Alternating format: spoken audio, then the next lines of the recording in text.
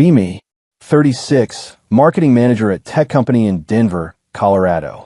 Making $88,000 plus benefits. Been in marketing for 10 years. Married to Alex, 35, software engineer at healthcare tech startup. He makes $125,000 base salary. We've been together for 8 years, married for 5. We rent nice 2-bedroom apartment in Capitol Hill, $2,400 per month. Good life, dual income, no kids, disposable income, financially comfortable. But there's one issue that's been bothering me for years now. Alex's gaming obsession. He's always been into video games. When we first met, thought it was cute, young guy playing games. Now at 35, still spending hours every night gaming. Has elaborate setup in our second bedroom, the gaming room. Custom-built gaming PC he spent $3,500 building 2 years ago. 3 monitors mounted on expensive desk, ultra-wide main screen. High-end gaming chair, professional microphone, camera, lighting. Mechanical keyboard, gaming mouse, all top-of-the-line equipment. Total value of entire setup is probably $15,000, maybe more.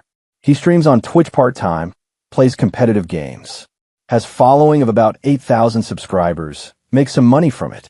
Maybe $2,000 to $3,000 per month from subscriptions and donations. But to me, it's still childish, grown man playing video games.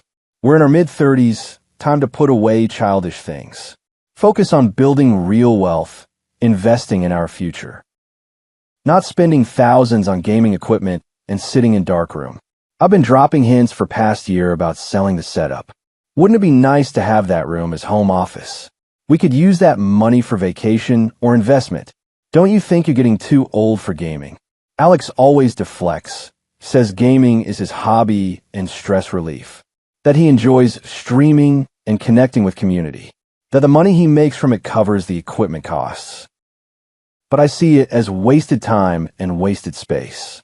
Our apartment is only 2 bedrooms. One is our bedroom. Other is completely dedicated to his gaming. I can't even use it. I work from home 2 days a week, have to sit at kitchen table. Because the second bedroom is his streaming room and can't be disturbed. This has been building up, getting more frustrated every month. Saturday morning, March 16th, we're having coffee in living room. Alex mentions he's planning to upgrade his graphics card. Wants to buy new RTX 4090, costs like $1,800. That's a lot of money for a video game part. It's an investment in my streaming setup. Better graphics means better content. Investment?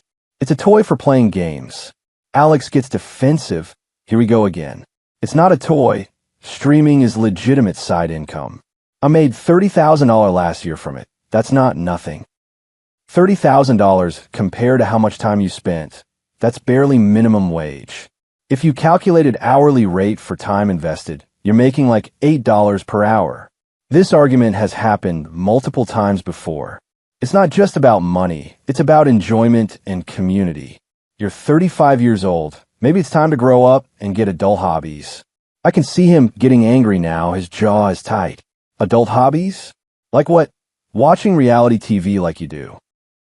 At least I'm not sitting in darkroom, pretending to be teenager.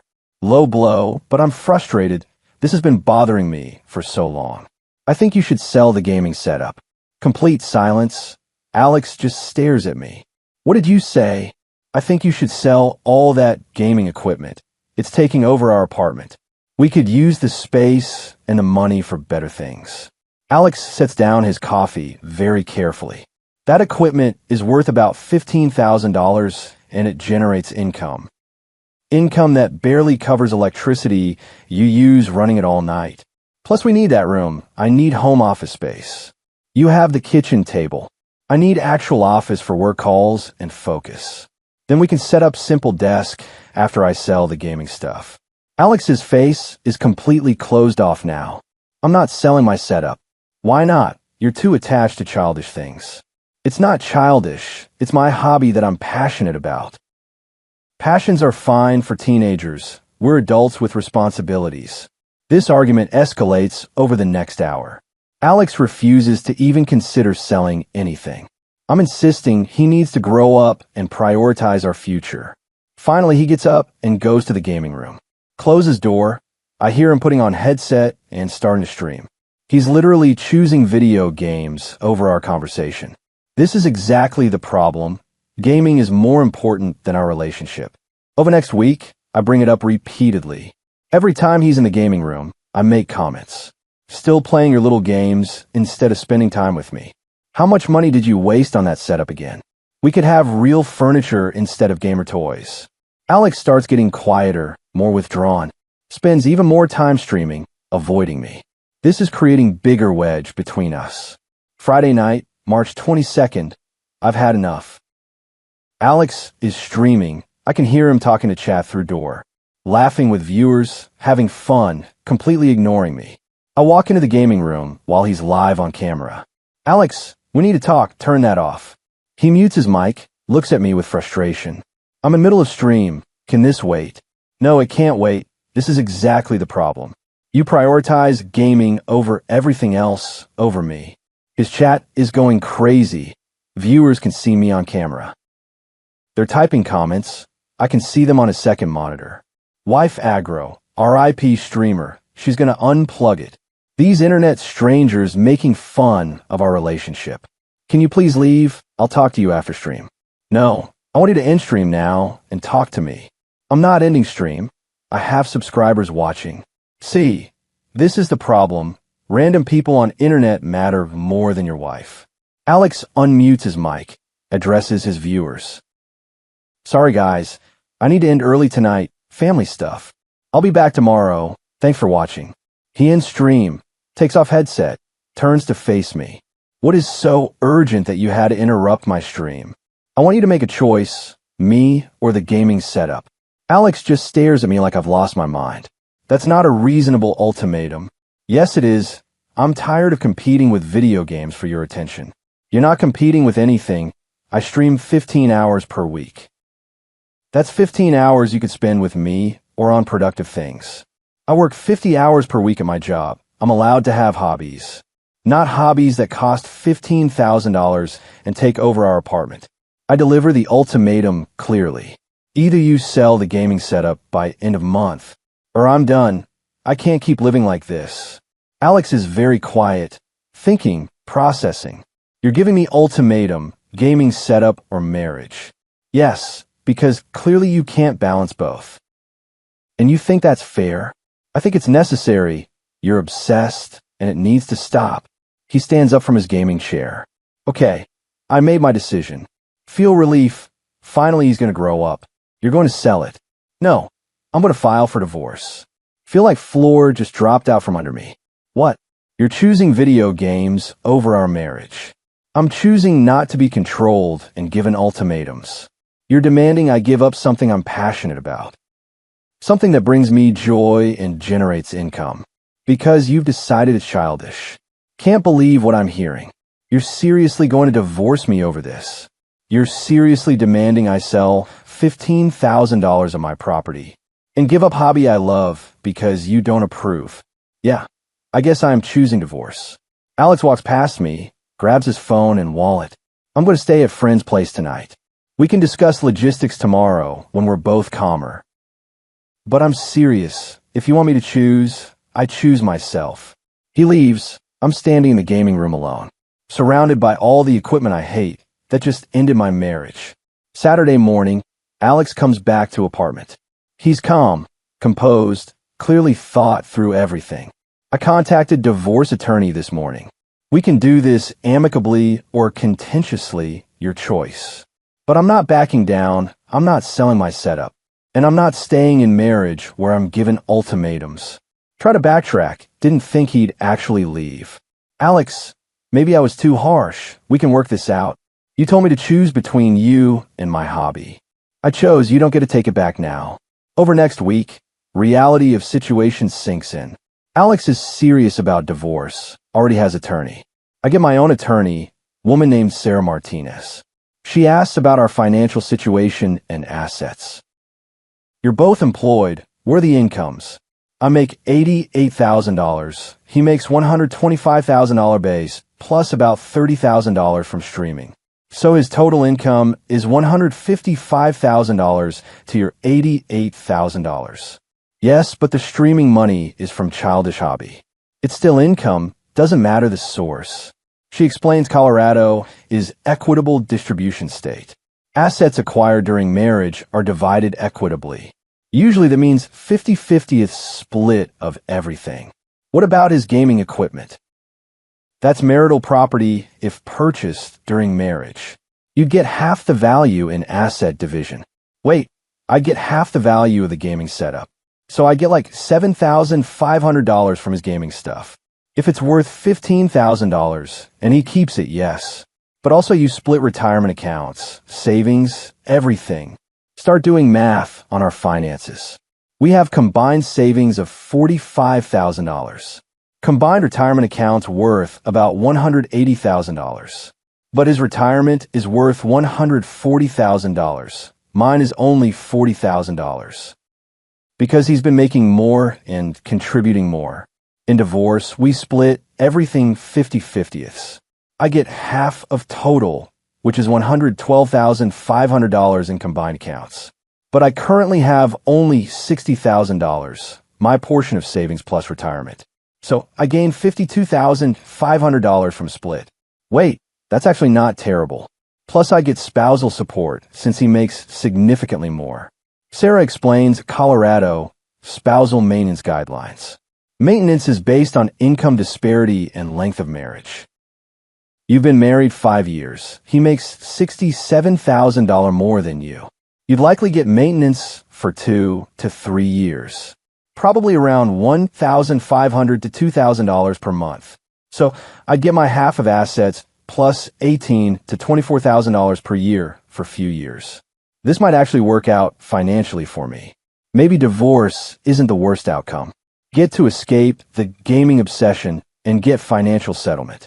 Meet with Alex and attorneys for settlement negotiation. His attorney is a man named Robert Hayes, very experienced. We're discussing asset division, pretty straightforward. 50-50th split of savings and retirement accounts. I keep my car, he keeps his car, both paid off. Lease is in both names. We'll both move out, split security deposit.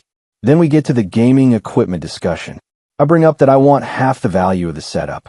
The gaming equipment is worth approximately $15,000. I'm entitled to half that value, $7,500. Alex's attorney responds calmly. The gaming equipment is actually Mr. Rodriguez's business asset. He generates income from streaming using that equipment. Business assets are treated differently in divorce proceedings.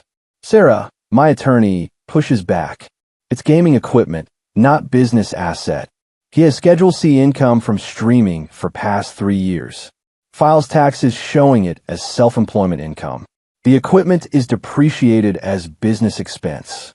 This is legitimate home-based business. Wait, he files taxes on streaming income as business.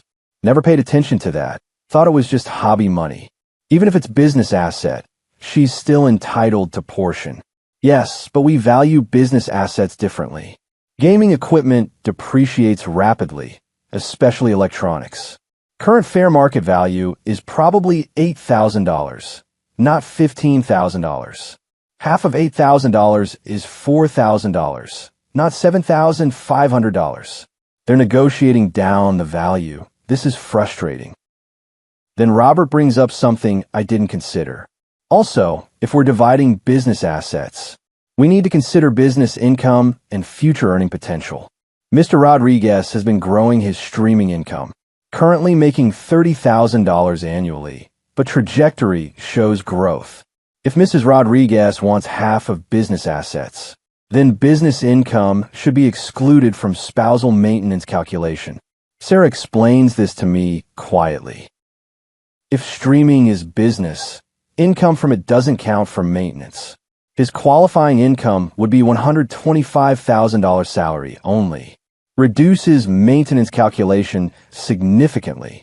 So if I push for gaming equipment value, I lose money on spousal maintenance calculation. Fine, forget the gaming equipment. Not worth the fight. We finalize settlement. 50-50th split of accounts. I get $22,500 from savings, plus my $40,000 retirement stays mine, plus $70,000 from his retirement, half of $140,000. Total, $132,500 in cash and retirement assets. Spousal maintenance of $1,800 per month for 30 months. That's $54,000 over the maintenance period. Plus, I keep my car worth about $12,000. Total divorce settlement value, approximately $198,500. Not bad. That's actually significant money. Alex gets his gaming equipment, his car, his half of assets. He'll keep the apartment lease if he wants it. Settlement is signed. Divorce is finalized in 90 days. During those 90 days, we're living separately. I move in with my sister temporarily while looking for new place. Alex stays in the apartment with his precious gaming setup. Start apartment hunting with my settlement money. Can afford a nice one-bedroom, maybe $1,600 per month. That's $800 less than we were paying together. Should be comfortable with my salary plus maintenance. Fine place in Baker neighborhood, one bedroom, $1,550 per month. It's nice, but significantly smaller than two-bedroom we had. No room for home office. I'm back to kitchen table. But at least I don't have to hear gaming noise. Divorce is finalized June 2024. I'm officially single at 36. Settlement money hits my account, $132,500 total. Plus maintenance starts, $1,800 per month. Feel pretty good about how this turned out. Got rid of the gaming obsession and got paid for it. Can start fresh without competing with video games. Month after divorce, I'm scrolling social media. See post from mutual friend about Alex. He's apparently streaming full-time now, quit his engineering job. What? He quit his $125,000 job for streaming. Look up his Twitch channel. Hasn't checked it since before divorce. He has 45,000 followers now, up from 8,000 6 months ago. Streams every day, 6 to 8 hours per day, professional production quality. Check his subscriber count. Shows 3,200 active subscribers. At $5 per subscriber with Twitch's 50-50 split, that's $8,000 per month. Plus donations, sponsorships, YouTube revenue. Estimate he's making $12,000 to $15,000 per month from streaming. That's $144,000 to $180,000 per year, more than his engineering salary. Feels sick. He's making more from childish hobby than his real job. And I'm getting maintenance based on $125,000 salary he no longer has. Call Sarah, my attorney, in panic. Alex quit his job. He's streaming full-time now. Can we recalculate maintenance based on new income? Is he making more or less than before? Maybe more, hard to tell exactly, but probably $150K, $180K. Doesn't matter. Maintenance was based on income at time of divorce. Unless it drops significantly and he can't pay, amount is fixed. So he's making more money and I'm still only getting $1,800 per month. Meanwhile, my rent alone is $1,550. Maintenance barely covers it. Watch his streams over the next few weeks. They're actually really good. Professional quality, engaging content, large active community. He has sponsorships with gaming companies, doing paid promotions. Gets thousands of viewers every stream. Chat is active and supportive. This is legitimate business, not childish hobby like I thought. He's actually successful at this, making real money. And I demanded he give it up, called it childish. 3 months after divorce, see Alex at mutual friend's party. Haven't seen him in person since divorce was finalized. He looks good, happy, relaxed, better than when we were married. We make awkward small talk. I ask about work. I heard you left engineering. Yeah, streaming full-time now, it's going really well. How well? He smiles. Well enough that I don't regret the decision. Don't want to ask directly about income, too embarrassing. Later at party, friend tells me Alex just bought a house. Small house in Lakewood, 3 bedrooms, paid $420,000. Put down 20%, has mortgage but still $84,000 down payment. He saved that in 6 months of streaming full-time. Meanwhile, I'm in one-bedroom apartment using settlement money for expenses. My maintenance runs out in 2 years. Then it's just my $88,000 salary, which is good money, but not enough to buy a house in Denver. 6 months after divorce, Alex announces on stream he's moving. Moving to Austin, Texas, bigger house, bigger streaming setup. Going to join content house with other streamers. His channel has 120,000 followers now, verified partnership with Twitch. Sponsorships with major brands, regular viewers in the thousands. He's living the dream he was building while married to me. And I told him it was childish and demanded he sell all. 1 year after divorce, I'm 37, still in same apartment. Dating is hard. Apps are brutal at this age. Match with guys who find out I'm divorced and ask why. We disagreed about his gaming hobby. You divorced him over video games? No. He divorced me when I asked him to sell his gaming setup. They usually ghost after that, think I'm controlling. Maybe they're right. I did give him ultimatum. Choose me or the hobby, and he chose the hobby. Except it wasn't really hobby, it was his passion and income source. And now it's his full-time career making more than engineering did. While I'm alone in one-bedroom apartment making $88,000. My maintenance ends in 6 months, then it's just my salary. Rent is increasing. Denver is getting more expensive. $88,000 doesn't go as far as it used to, especially alone. See update on Alex's social media. He's engaged. Met someone in Austin, another content creator. She's supportive of his streaming. They collaborate on content. She games too. They stream together sometimes. Their engagement photos are at some gaming convention. Both wearing headsets in one photo. It's actually cute. They're building life together around shared passion. Something I could never do because I saw gaming as childish. Meanwhile, I'm swiping through dating apps. Trying to find someone who meets my standards. Professional, mature, adult hobbies, financially stable. But everyone I meet seems boring or wrong somehow. Maybe my standard are the problem. Maybe I'm too judgmental. 18 months after divorce, my maintenance ends. No more $1,800 per month, just my $88,000 salary. That's $7,333 per month gross, about $5,200 take home. Rent is now $1,650, utilities $200, car insurance $150. Food, gas, basics, I'm left with maybe $2,000 per month disposable. It's fine, it's comfortable, but it's tight. Can't save much, definitely can't buy a house anytime soon. Settlement money is mostly gone. Used it for moving costs and furniture. Down payment on apartment, first/last/security was expensive. Plus I made some purchases I probably shouldn't have. Thought maintenance would last longer than it did emotionally. 2 years after divorce, Alex gets married in Austin. See the wedding photos online, beautiful outdoor ceremony. His new wife is pretty, gamer girl aesthetic, looks happy. They're surrounded by friends from gaming community. The wedding has gaming theme, subtle but there. Controllers as table decorations, retro game music for dancing. It's unique, personal, reflects who they are. They look genuinely happy together, both doing what they love. Meanwhile, I'm on third first date this month. This one's with corporate lawyer, seems promising. Successful, makes good money, mature professional. We have dinner at nice restaurant, conversation is fine. He asks what I do for fun. I talk about work mostly. Don't really have hobbies. Used to do yoga but stopped.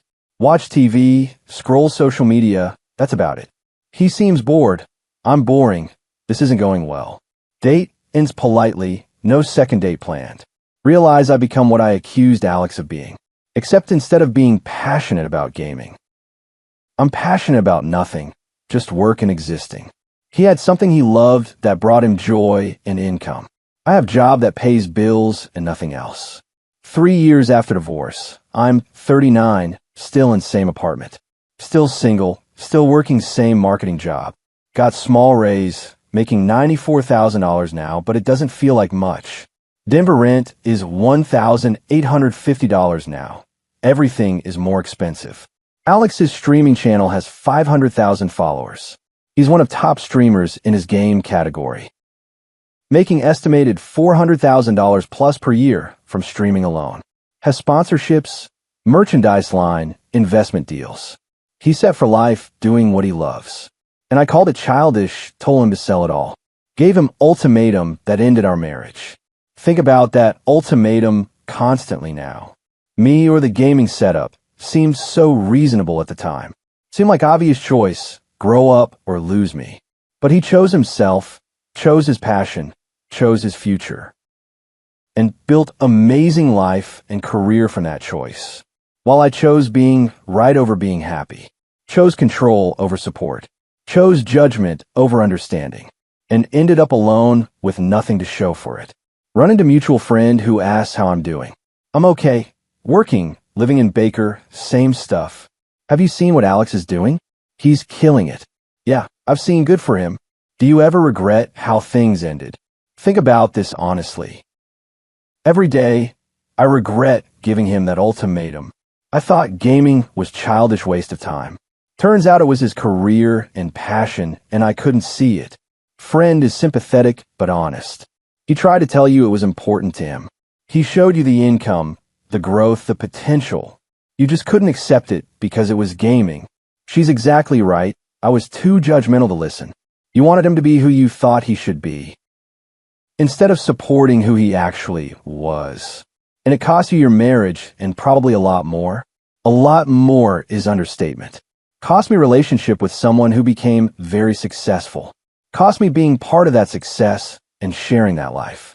Cost me $400,000 plus annual income lifestyle for $94,000 single life. All because I thought video games were childish. 4 years after divorce, I'm 40, milestone birthday. Spend it alone in my apartment with takeout and wine. Scroll through social media, see Alex posted about new house. He and his wife bought $1.2 million house in Austin suburbs. Game room for both of them, full streaming studios. Pool, home theater, the works. They're living luxury life funded by childish hobby. Meanwhile, I'm in one-bedroom apartment at 40. Single, no prospects, no passion, no purpose. Just work and bills and loneliness. Think about what life would be like if I'd been supportive. If I'd encouraged his streaming instead of mocking it. If I'd been partner who helped him grow instead of holding him back. We'd probably still be married, living comfortable life. Maybe a nice house, financially secure, both doing well. Maybe I'd have found my own passion with his encouragement. Instead, I'm here, alone, with nothing but regret. For giving ultimatum that ended my marriage. For not seeing value in something I didn't understand. For choosing control over compromise. That's what I live with now at 40. Former wife who demanded her husband sell his gaming setup and got divorced when he chose passion over control. Watching him build $400,000 plus career from childish hobby. While I'm alone, making $94,000 with no assets. No relationship, no house, no shared success. Just apartment and job and regret. All because I couldn't see that gaming wasn't the problem. My judgment was the problem. My inability to support someone's passion was the problem. My need to control and change him was the problem. And by the time I realized that, he was married to someone else, living in $1.2 million house funded by streaming. While I'm here alone at 40 with nothing, except the expensive lesson that ultimatums backfire, that hobbies can be careers, that passion has value even when you don't understand it, and that demanding someone choose between you and their dreams usually means they'll choose their dreams. Because dreams don't give ultimatums. They just grow into futures that you're no longer part of because you couldn't see the potential until it was too late. And you're watching from outside while they live the life you could have shared if you'd just been supportive instead of controlling. That's my story at 40. The ex-wife who lost everything, demanding her husband give up gaming, and learning too late it was worth $400,000 per year, while she makes $94,000 alone in one-bedroom apartment with nothing but regret. For the ultimatum that ended it all.